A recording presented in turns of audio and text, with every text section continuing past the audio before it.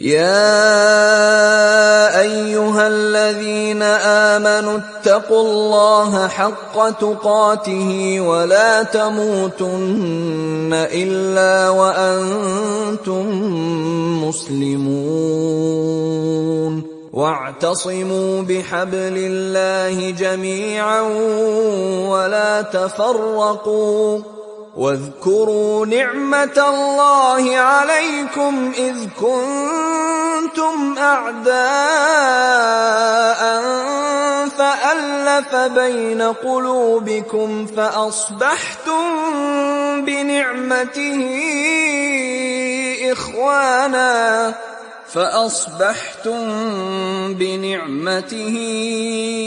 إخوانا وكنتم على شفا حفرة من النار فأنقذكم منها كذلك يبين الله لكم آياته لعلكم تهتدون. Assalamualaikum warahmatullahi wabarakatuh. Alhamdulillahi rabbil alamin wal aqibatu lil muttaqin wala udwana illa 'alal zalimin. Ashhadu an la ilaha illallah wahdahu la syarika lah al-malikul haqqul mubin wa khaliqul khalqi ajma'in wa razikuhum wa ma min dabbatin fil ardi illa 'ala Allahi rizquha wa ya'lamu mustaqarraha wa mustawda'aha kullun fi kitabin mubin.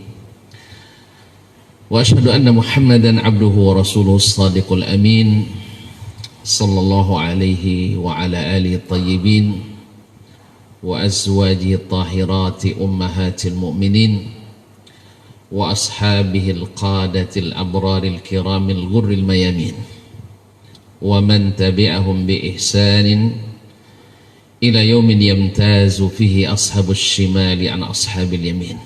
Amma ba'du, fa ussi nafsi wa iyyakum ayyuhal hadirun wa ayyatuhal hadirat bi taqwallahi azza wa jalla tafuzu indallahi yaumiddin. Ya ayyuhalladzina amanu taqullaha haqqa tuqatih wa la tamutunna illa wa antum muslimun. Yang kita hormati, kita ta'zim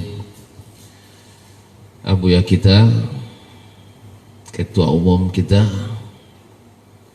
senior kita, Bapak Profesor Dr. Ki Haji Nazir Karim MA hafizahullah wara'ah, sebagai Ketua Umum Majelis Ulama Indonesia Provinsi Riau. Semoga senantiasa diberikan taufik oleh Allah. Yang saya hormati dan saya muliakan Ketua Komisi Kerukunan Umat Beragama sekaligus juga Kepala Kantor Kementerian Agama Kota Pekanbaru. Insyaallah besoknya Kanwil lagi, besok Menteri Agama. Sebagai ketua yang menaja bersama para anggota kegiatan dialog ini. Kemudian para pengurus, para ustadz, para ustazah, para tamu undangan yang senantiasa mudah-mudahan dalam penjagaan Allah Subhanahu wa taala. Adalah suatu kemuliaan di saat kita bertemu dengan para tokoh, para ulama, para tokoh, para rijal, karena ini mengasah pikiran kita, melatih dan membersihkan adab dan etika kita. Berkata Imam Malik rahimahullah, mulaqatur rijal liqahul lil uqul. bertemu dengan orang-orang besar itu, maka ini merupakan mengasah akal-akal kita. Terus terang ketika saya ditelepon oleh Buya Dahlan, senior saya di Darun, untuk menjadi salah satu narasumber, saya belum tahu bahwa di situ ada juga Buya kita. Saya hanya membayangkan bahwa masih banyak yang lebih tokoh, lebih mumpuni, lebih pakar daripada saya. Maka saya sedikit menolak, walaupun dalam hati gembira juga dikit. Karena bertemu dengan tuan-tuan perempuan ini kemuliaan, mudah-mudahan minimal menghapus dosa saya dan baik kepada Allah maupun kepada tuan-tuan sendiri. Sekarang pasti sudah memaafkan saya semuanya. Entah setelah saya bicara nanti, saya tidak tahu. Nah, ini serius nih Bapak, tuan-tuan. Sebab bicara depan orang yang sedang marah tak bagus, kata ahli hikmah. Masih ada yang marah, tak kan? Alhamdulillah. Ada Buya Nasir, Masya Allah, senior kita juga. Bukan senior lagi, senior lagi. Jazakumullah khairan jami'an. Saya tidak bisa menyebutkan satu persatu karena waktu dibatasi oleh moderator. Kemudian selawat dan salam kepada baginda Rasulullah SAW. Judul yang diberikan, saya tidak biasa to the point ya, tapi karena waktu yang sudah habis 5 menit sih, hampir 5 menit. Saya biasanya banyak belo-belo. Ibarat film itu ada cerita dalam cerita. Jadi bertemu dengan mengikuti, saya itu harus sabar gitu. Kalau enggak bisa salah mengerti. Tapi sekarang kayaknya dipaksa untuk to the point. Para kiai, para ustadz, para buya yang saya muliakan, tentu saja Allah Subhanahu wa taala berikan kita perbedaan-perbedaan dalam memahami, dalam mengolah, dalam memilah dan memilih.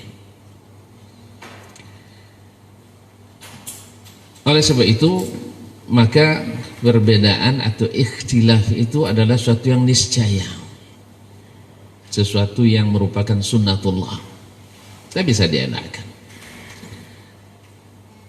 Apa yang dimaksud dengan ikhtilaf? Kalau secara bahasa tentu maknanya diddul ittifaq, lawan dari ittifaq. Kemudian dari sisi istilah adalah ayattakhidha kullu wahidin syai'an ala khilafi makhtarahu ghairuh aw akhar min halin aw qawlin aw ghairi dhalik, yaitu perbedaan pilihan atau jalan ditempuh oleh seseorang berbeda dengan yang dipilih oleh yang lain.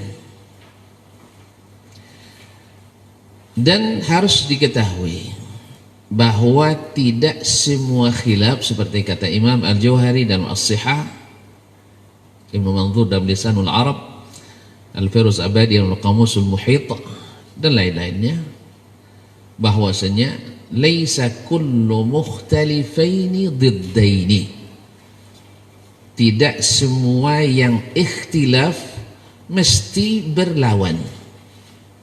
Tidak semua ikhtilaf harus berlawanan. Ini wajib dipahami oleh kita, bahwa tidak semua ikhtilaf itu berlawanan, karena bainahuma umumun khusus. Walakin kullu diddaini labudda an yakuna mukhtalifaini. Tapi setiap yang berlawan pasti berikhtilaf, berbeda. Oleh itu, Bapak para ustaz, ini ibarat mengajar bertentara berbaris ini, ibarat maju sanduk makan dadio. Tapi kata Allah, wa zakkir fa inna dzikra tanfa'ul mu'minin. Ini sisi makna ikhtilaf. Kemudian apa yang dimaksud dengan kajian hadis? kajian hadis maknanya adalah memandang ikhtilaf ini dari sisi hadis atau dari sisi ahli hadis. Dari sisi hadis, bagaimana hadis mengungkapkan ikhtilaf, dan bagaimana pula para ahli hadis menyikapi ikhtilaf. Ini seperti kata Buya tadi, panjang ceritanya. Iya, karena di antara ahli hadis sendiri nanti tentang hadis sendiri ada juga ikhtilaf. Walaupun tidak semua ikhtilaf mesti berlawanan. Rawi berbeda riwayatnya rawi yang lain, tapi tidak mesti bertentangan. Ada yang namanya ziyadatul thiqah, ada yang namanya ta'arudul wasli wal irsal, al-waqfi wal rafa'. Tidak semua yang bertentangan atau berlawan ini atau berbeda ini ditolak semuanya. Karena ada bisa, seperti kata Ibnu Hajar, al-jam'u ma amkan ahabbu ilaina. Mengkompromikannya selama masih mungkin lebih dicintai daripada mentarjih, amalkan sebagian, tinggal sebagian yang lain. Jadi ini kata kunci kita, yaitu ikhtilaf dalam kajian hadis, menurut hadis dan menurut ahli hadis. Ma'asyul muslimin, ma'asyul muslimat dirahmati Allah. Maaf cepat-cepatnya kita ya.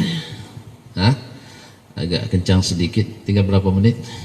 Ini banyak saya nulis, ada di sini juga ada sebenarnya, tapi tidak ada PowerPoint. Tak apa. Saya memang sangat tak setuju pakai fokus, bikin tak fokus. Nah, kita tahu kaum muslimin dan muslimat rahmati Allah, berkata Syekh Ibnu Utsaimin rahimahullah, bahwa saya yakin seyakin-yakinnya, kata beliau dalam kitabnya Al-Khilaf Bainul Ulama Asbabuhu wa Ilajuhu, di halaman 8, wa nahnu jami'an na'lamu ilmal yaqin annahu la yujadu ahadun min zawil ilmi al-mawthuqi bi'ilmihim wa amanati wa dinim yukhalifu ma dalla alaihi kitabullah wa sunnatu rasulillah sallallahu alaihi wasallam an amrin aw qasdin. Saya yakin seyakin-yakinnya tidak ada seorang pun orang berilmu yang amanah, yang mengamalkan ilmunya sengaja menyelisihi atau menyalahi dalalah atau dilalah Al-Quran dan hadis Nabi Sallallahu Alaihi Wasallam. Selama dia seorang alim dan mawthuq, amanah dalam menyampaikan ilmu, tak mungkin sengaja untuk berlawanan dengan dalil atau tunjukkan dalil dalam Al-Quran maupun hadis Nabi alaihi salatu wassalam. Oleh sebab itu, maka bila terjadi kesalahan dari seorang alim menurut hadis Nabi atas dasar ijtihad, maka dia tetap berpahala walaupun salah kalau dia alim, dan sebaliknya kalau dia benar maka dia dapat 2 pahala. Nah, kalau demikian, seorang alim boleh salah, boleh betul. Karena ada salah, ada betul. Yang betul dapat 2, benar dan pahala ijtihad. Yang salah dapat 1. Oleh itu, maka kita kepada yang betul, maka wajib membetulkan. Dan kepada yang salah, kalau kita punya keahlian, mesti menunjukkan yang benar. Dan harus dibedakan antara menghukum al-qawli, perkataan, wal fi'li, perbuatan, atau lazimul qawli, konsekuensi dari perkataan. Beda dengan menghukum al-fa'ili wal qaili wal multazim. Jadi menghukum ini salah tidak serta-merta menghukum orangnya salah. Dengan makna makna berdosa. Sebab apa? Ketika Nabi SAW dalam hadis riwayat banyak perawinya, di antaranya Imam Ahmad, Abu Dawud, At-Tirmizi, An-Nasai, Abu Ya'la Al-Mawsili dan lain-lainnya, dan lafaznya sampai dikatakan oleh Al-Kattani, Abdul Aziz Al-Kattani, sampai mutawatir hadis ini. Walaupun sebagian ada yang menolak, tapi hujjah yang menolak ini lemah karena masyhurnya hadis ini, yaitu hadis yang tidak baca nasnya secara sempurna karena mengambil waktu. Sataftariqu hadhil ummah ala 73 firqah, akan berpecah umat ini menjadi 73 golongan. Kulluha fil jannah, finnar, a'udzubillahi minan nar. Semuanya masuk neraka kecuali satu. Hadis ini mengandung dua makna. Satu, bahwa al-haq itu wahid la yata'addad. Yang benar itu bila terjadi khilaf tadad mesti satu, tidak mungkin dua. Sebab Nabi hanya mengatakan satu. Jadi kalau ada pertentangan yang tidak bisa dijamak, disatukan, pasti yang benarnya hanya satu, tidak mungkin dua. Tidak mungkin dua. Maka banyak ilmu punya kewajiban menjelaskan mana yang hak, mana yang batin, mana yang sahih, mana yang tidak sahih. Kalau punya ilmu, alim. Karena nanti dalam menghadapi ikhtilaf tu terbagi tiga. Ada alim, razaqahu ilman wa fahman. Yang kedua talibul ilmi, atahu Allahu ilman lakin la yablughu darajatal awal. Orang yang penuntut ilmu, punya ilmu tapi tak sampai pada derajat mujtahid tadi. Yang ketiga adalah amiyun la ya'lamu syai'an, orang awam yang tak punya ilmu sama sekali. Yang salahnya sekarang enggak, banyak orang awam menanggapi ulama, itu masalahnya, ini kacau jadinya. Ya, banyak orang awam berbicara tentang ulama, ini yang jadi masalah. Ini tanggung jawab kita besar Bu ya, kita para ulama ini. Jadi orang awam jangan ikut-ikutan dan menanggapi perkataan ulama. Ini auzubillah pada hari ini. Maka ini kenapa kita bicara tentang ini, masalah hari ini, karena kita sibuk hari ini, gaduh kita. Auzubillah, auzubillah. Jadi kemudian yang kedua tadi bahwa hak itu satu, yang kedua bahwasanya jalan kebenaran itu adalah jalan yang satu, jalan Nabi alaihi salatu wassalam. Nah, ketika dihukum orang itu yang 72 golongan itu masuk neraka, sebagian kita kan dengar neraka berarti kafir mereka, itu ya konsekuensinya, kamu nuduh saya masuk neraka. Mari kita dengarkan pendapat Syekhul Islam Ibnu Taimiyah yang sering tertuduh dalam masalah ini. Ya, saya sering mendengar baik di medsos, bahkan dari dialog-dialog ustadz-ustadz yang mengatakan Ibnu Taimiyah itu adalah bibit radikal dalam Islam. Ya, bahwa dia suka mengkafirkan orang sembarangan. Kalau Ibnu Taimiyah saja sembarangan, kita pasti lebih sembarangan. Beliau kalau dikatakan oleh Imam Az-Zahabi, Ibnu Katsir, bahkan Imam As-Subki mengatakan di zaman itu ada dua orang pakar hadis besar, empat sebenarnya tapi yang saya sebutkan dua, memotong waktu juga.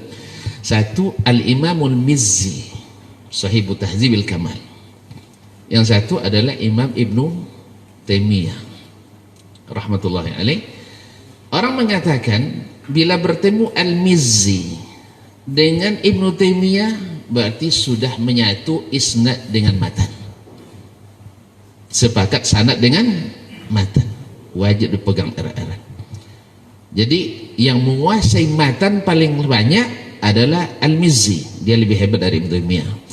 Tapi dari sisi matan mutunul ahadis, Ibnu Taimiyah lebih hebat dari Imam Al-Mizzi rahmatullahi alaih atas pengakuan orang-orang yang bertemu langsung dengan mereka. Baiklah ikhwan, Bapak para ustaz yang saya muliakan, apa kata beliau?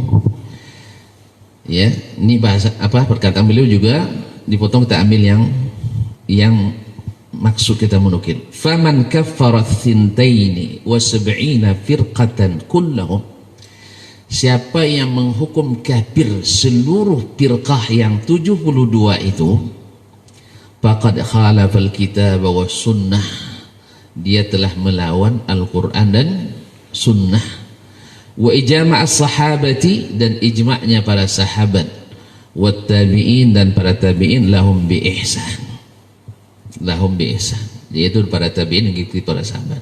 Berarti Ibnu Taimiyah tidak mengafirkan satu pun dari 72 firqah ini.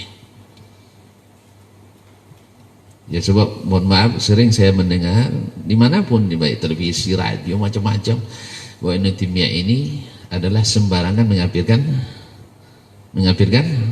orang. Silahkan dirujuk dalam kitabnya Minhajus Sunnatin Nabawiyah. Kitabnya tidak terlalu besar, sekitar 7 jilid, cuma besar-besar.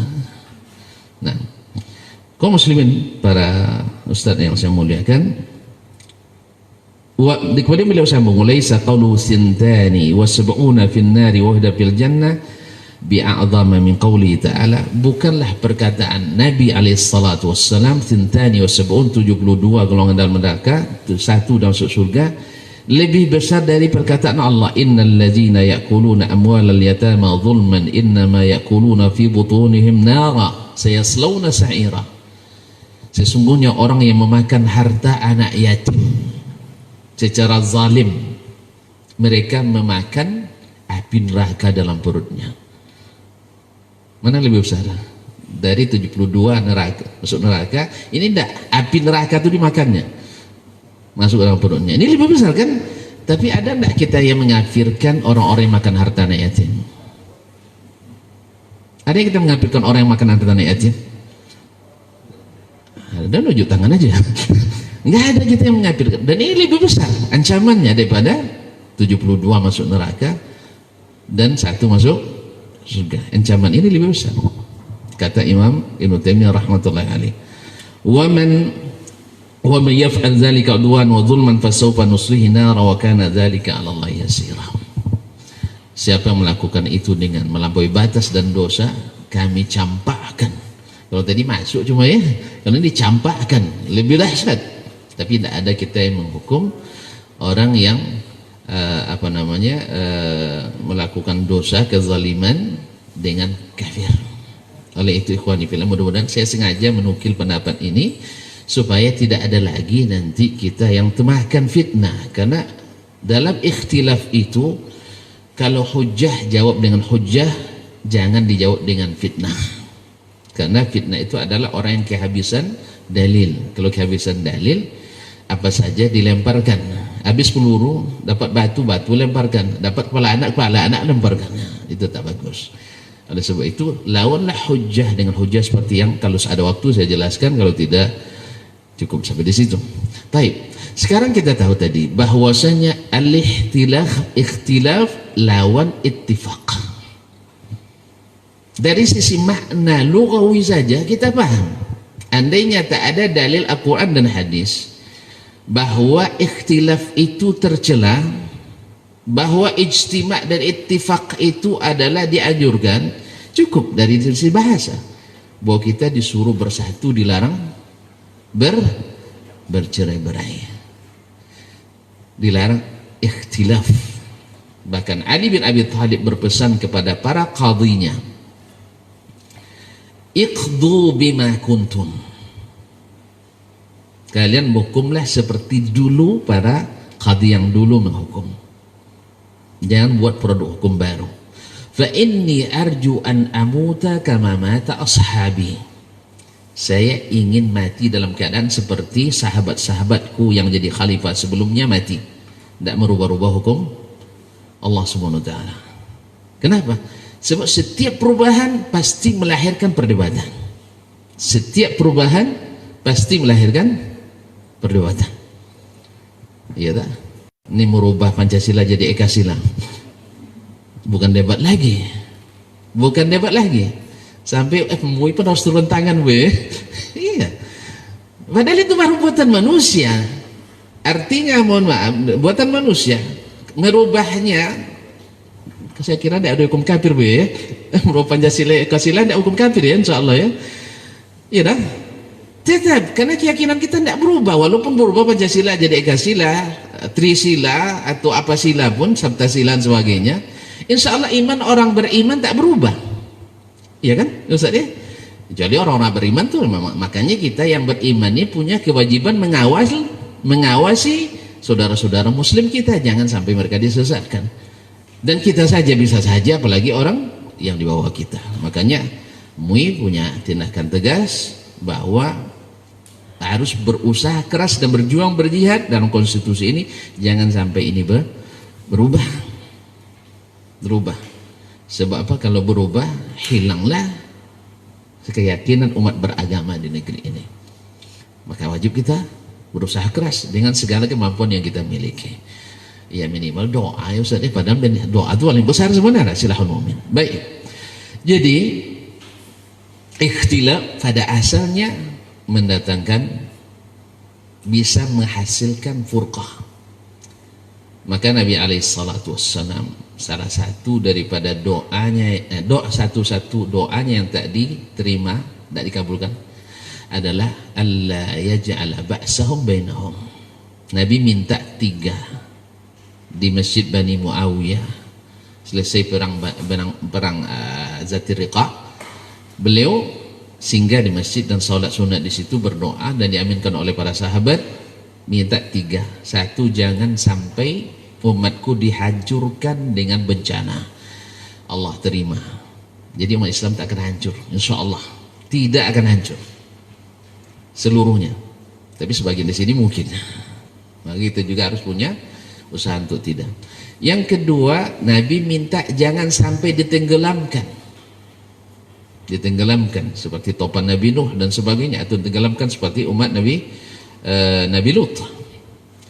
Dijawab oleh Allah, diterima. Tapi yang ketiga, jangan sampai mereka terjadi fitnah di antara mereka. Fa'abadzalik, itu tidak diterima. Walillahi fi ibadihi syu'un. Allah punya hikmah, tentu ada hikmahnya, menguji siapa di antara mereka kita yang istiqamah dan lulus ujian. Ujian itu memang berat, iman kita itu diuji berat.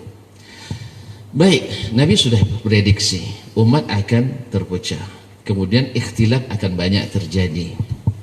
Nabi secara hadis, di semua hadis tentang ikhtilaf, baik tentang At-Taifatul Mansurah, yang di sini Syekh kami Profesor Hafiz Al-Hakami menyebutkan lebih kurang 30 hadis, 24 sahih, 4 hasan, 2 dhaif, cukup tuh ya. Kemudian tentang hadis luzumul jamaah, beliau menyebutkan sekitar 24 hadis, semuanya atau 1 dhaif dan selebihnya sahih, yang semuanya memberikan kita jalan keluar daripada khilaf. Jangan sampai beranjak kepada furqah, karena tadi kita katakan khilaf tidak selamanya furqah. Berarti ada khilaf yang boleh, ada khilaf yang tidak. Jadi tidak bisa disamaratakan, karena hadis bahwa ikhtilaf itu jangan sampai menjadi furqah. Walaupun secara tidak secara spesifik di dalam hadis disebutkan, tapi makna ayat-ayat tentang larangan furqah menjelaskan bahwa ikhtilaf itu sudah sunnatullah, tetapi jangan sampai menjadi furqah. Maka setiap khilaf yang melahirkan iftiraq maka mazmum, dan setiap ikhtilaf yang tidak melahirkan iftiraq insyaallah masuk mahmud. Walaupun hadis tentang seperti yang beliau singgung tadi, ikhtilafu ummati rahmah, Imam As-Suki dalam kitabnya Syarhu Qaul Syafi'i idza sahla hadithu fahuwa mazhabi. Saya sudah bolak-balik buku, nanya ke sana sini ke guru, katanya tidak menemukan hadis ini punya sanad baik sahih, hasan, dhaif, bahkan palsu, kata beliau. Tidak ada sanadnya dari Nabi SAW. Tetapi Imam Al-Baihaqi meriwayatkan dalam kitabnya Al-Madkhal ila Sunanil Kubra. Hadis ini sampai ke Nabi SAW. Cuman pada sanad Ibnu Abi Samad, beliau ini adalah matrukul hadis, muttaham. Beliau ini adalah matrukul hadis dan muttaham, tertuduh memalsukan hadis. Kemudian ada sanad rawi yang majhul di dalamnya yang tidak diketahui. Intinya, di samping memang perintah Allah untuk kita tetap bersatu, hadis-hadis menyuruh kita bersatu dan melarang ikhtilaf, dan ditambah lagi dengan makna lugawi dan istilah bahwasanya makna ikhtilaf diddu al-ittifaq. Dan Nabi sudah tekankan al-jama'atu rahmah wal furqatu adam. Oleh itu kaum muslimin dan muslimat, banyak sekali khilaf. Sebab-sebab khilaf di sini sudah dijelaskan banyak sekali. Lebih kurang ada 10 yang saya tuliskan di sini. Yang pada umumnya diantaranya adalah bisa saja sebabnya tidak sampai hadis kepada seorang alim ini, yang lain sampai. Yang kedua, bisa hadis sampai kepadanya tapi dia tidak yakin sahihnya, yang lain yakin sahihnya. Yang ketiga, dia sampai kepadanya hadis tapi dia mungkin berpendapat ada nas lain yang lebih kuat daripada hadis ini. Kemudian ada lagi yang sampai kepadanya hadis padahal sudah mansuh, dia tidak tahu ada nasikhnya. Kemudian di antara sebab khilaf pula adalah ikhtilafu madarikil fahm, berbedanya tingkat pemahaman. Ada yang bisa mengambil secara istidlal, ada yang hanya sekedar istidlal, ada yang sampai istinbat, ada yang istiqra' tam, ada yang tidak istiqra' tapi ijtiza', hanya cukup dengan 1-2 dalil. Tentu saja yang mempunyai 1000 hadis dengan yang mempunyai 1 hadis berbeda nanti pemahamannya. Baiklah kaum muslimin dan muslimat, karena saya sudah dikode-kode, bagaimana menyikapi ini? Menyikapinya tergantung sebab tadi. Kalau seandainya sebabnya karena hadis tidak sampai, tampaikan hadis kepadanya. Kalau seandainya dia belum paham, ajak dia untuk diskusi sampai paham. Kalau seandainya dia tahu hadis tapi tidak tahu itu mansuh, kita sampaikan hadis yang nasikhnya. Kalau seandainya masuk dari babul mukhtalifil hadis, lalu dia memahami seperti ini, dan dua-duanya bisa diterima, ya berlapang dada di antara kita. Jangan sampai tafarruq. Akhirnya saya sampaikan firman Allah, pesan Allah SWT, wala takunu kalladzina tafarraqu wakhtalafu min ba'di ma ja'ahumul bayyinat. Jangan kalian menjadi seperti orang-orang yang tafarruq, bercerai-berai, wakhtalafu, dan berbeda pendapat, min ba'di ma ja'ahumul bayyinat, setelah sampai kepada mereka keterangan. Nah, keterangan ini apa? Keterangan di zaman Nabi itu jelas, karena Allah sebutkan huwallazi arsala rasulahu bil huda wa dinil haqq. Al huda adalah petunjuk. Kalau petunjuk berarti menjadi jalan supaya tidak sesat. Dan kalau tidak jelas zaman Nabi berarti belum sampai petunjuk. Kemudian al haqq berlawan daripada batil. Seluruh yang datang dari Nabi SAW itu adalah haq, dan seluruh yang bercanggah dengannya adalah batil. Maka mizan kita adalah Al-Quran dan Sunnah Nabi SAW. Kemudian al-ijma'. Cuman masalahnya ijma' ini kata Imam Ahmad syadid. Banyak orang menukil biar ijma' bertentangan. Ini menukil ijma', misalnya ada yang menukil ijma' bahwa bila ada hewan hamil disembelih induknya, tak perlu disembelih anaknya. Ada yang menukil itu ijma'. Pada ada khilafnya. Ada pula yang menukil ijma' sebaliknya, yaitu bahwa anaknya wajib disembelih, dan ini ijma'. Aneh ya? Ini menukil ijma' dan sebagainya. Maka ijma' tidak selamanya benar, apalagi berkaitan dengan firaq, dengan golongan-golongan, karena bisa saja ijma' menurut dia adalah ijma' ulama di sekitar dia, bukan ijma' seluruh kaum muslimin dan ulamanya. Mohon maaf, tak bisa menyampaikan semuanya, dan hanya ini mudah-mudahan bisa dikembangkan kata beliau dalam dialog nanti. Wassalamualaikum warahmatullahi wabarakatuh. Assalamualaikum warahmatullahi wabarakatuh. Baik, luar biasa. Bu ya, dengan izin Allah Subhanahu wa taala, bagaimana kita disuruh berdakwah dengan hikmah.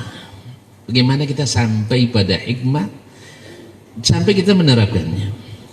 Sekarang kita nak tahu dulu hikmah itu apa.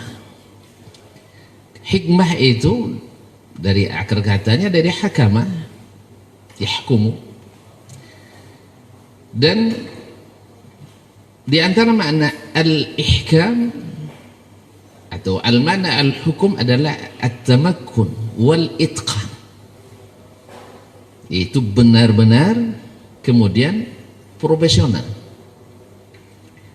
Maka para ahli lughah di antaranya dalam lisan akan ditemukan bahwa al-hikmatu maknanya adalah isabatul haqq. Jadi hikmah kalau kita kan kebijakan ya. Kebijakan kadang-kadang ada yang tidak bijak. Banyak kebijakan yang tidak bijak, melanggar aturan kadang. Tapi dinamakan juga kebijakan.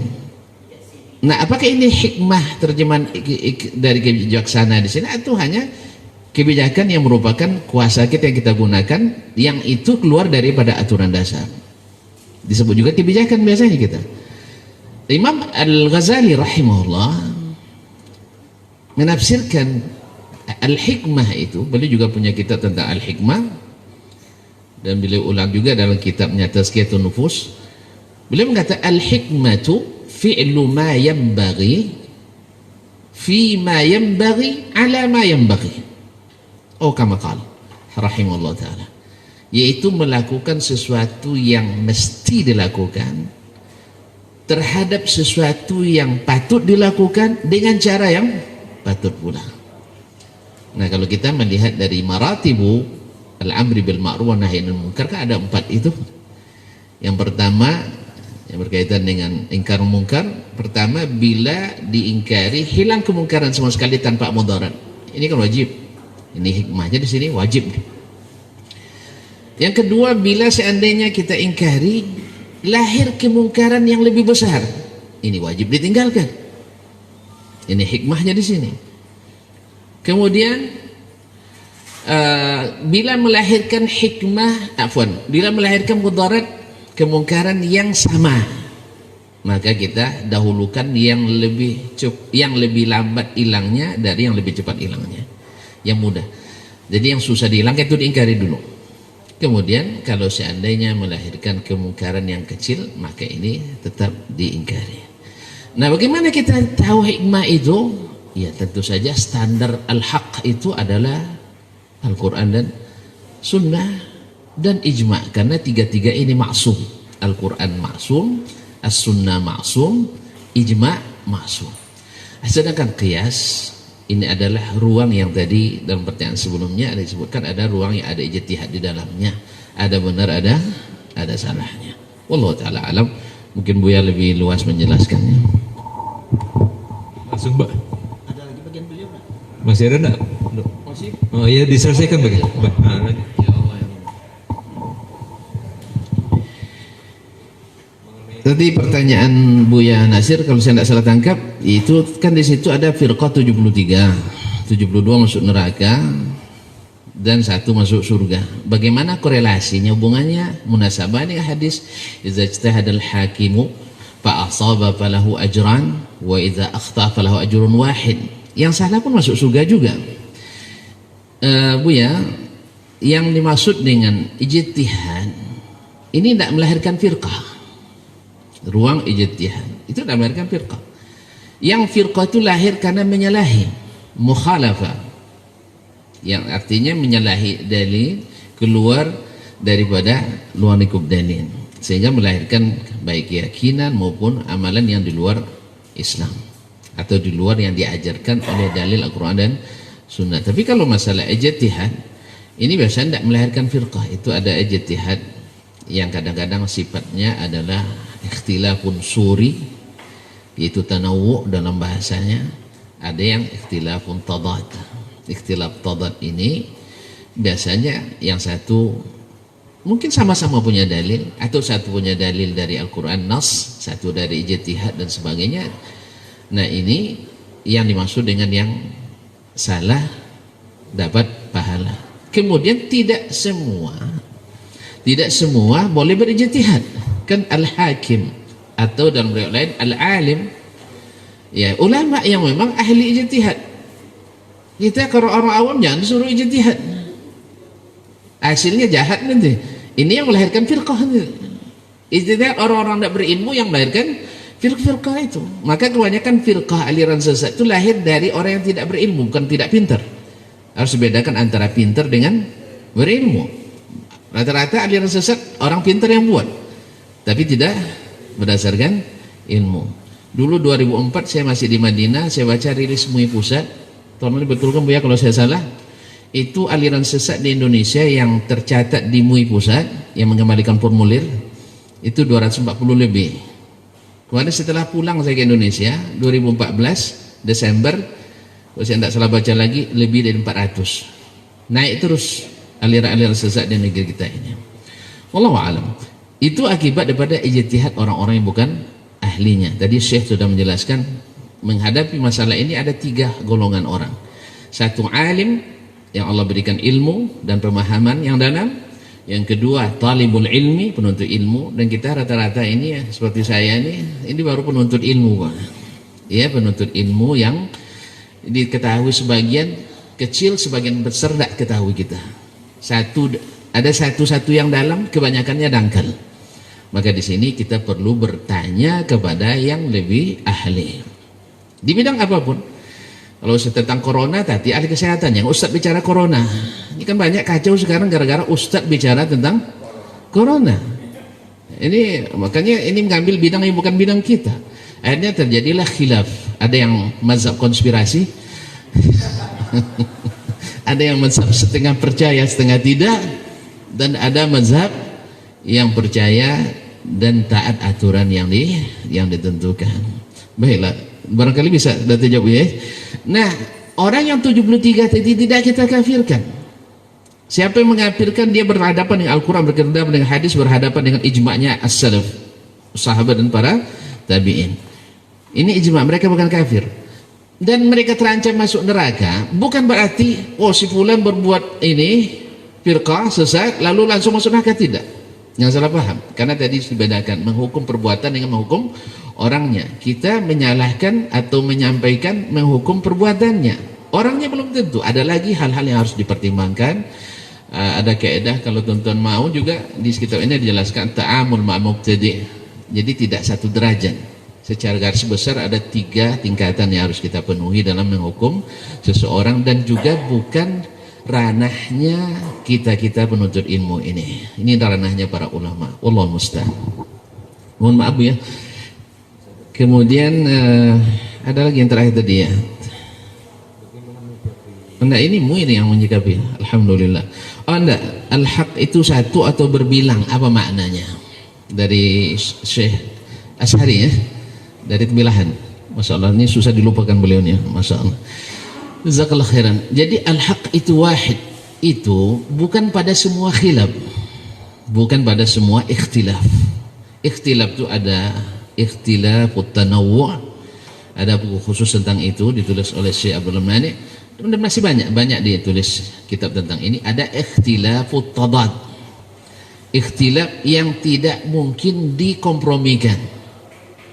Nah, kalau yang tanawu misalnya satu mewajibkan, satu menyunatkan, berarti dua-duanya disyariatkan.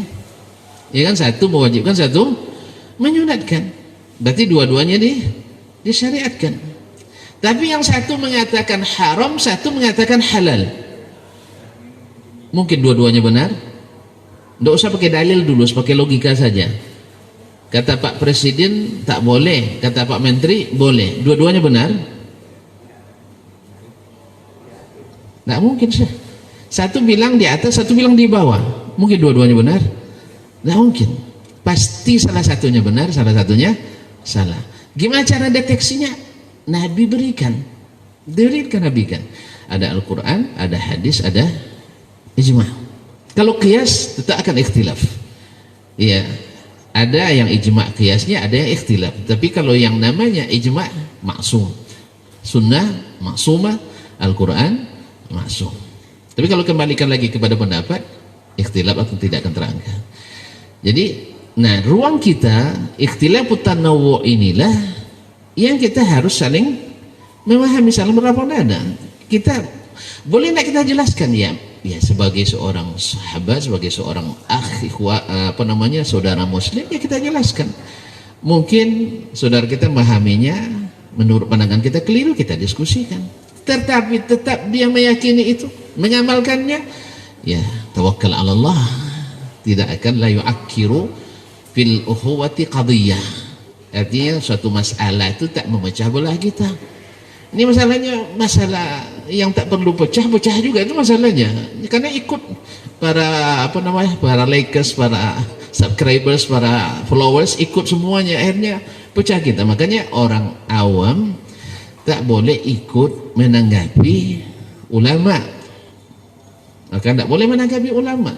Makanya sebaiknya, ya juga kita dakwakan, yang awam ini jangan berkomentar dalam bidang-bidang ilmu, karena takut kita komentarnya provokasi, komentarnya kebencian, komentarnya kan itu yang ada pada mereka, Mudah-mudahan jawaban ini bisa memperjelas. Jadi yang dimaksud ada ikhtilafut tadad yang tidak bisa dikompromikan sama sekali, tidak ada nasib mansur, tidak bisa ini pasti yang benar hanya satu, tidak mungkin dua. Tapi kalau masih dikompromi masalah-masalah yang sifatnya tanawu, itu masih bisa dikompromikan. Wallahu taala alam. Baik, terima kasih.